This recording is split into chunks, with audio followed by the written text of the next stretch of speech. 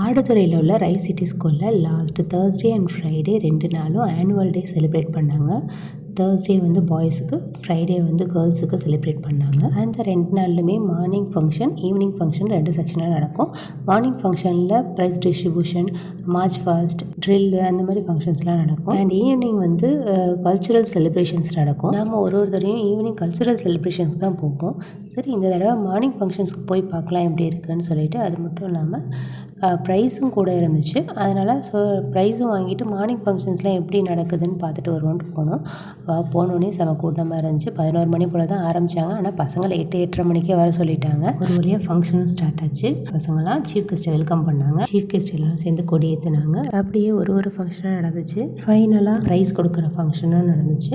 Price கொடுத்து முடித்தோன்னே அங்கே stall போட்டிருந்த பாப்கார்ன், பானிபூரி எல்லாத்தையும் ஒரு ரவுண்ட் அடிச்சுட்டு ஸ்கூலுக்கு ஒரு டட்டா பாப்பை சொல்லிட்டு வீட்டுக்கு வந்தாச்சு. தேங்க்ஸ் ஃபார் வாட்சிங்.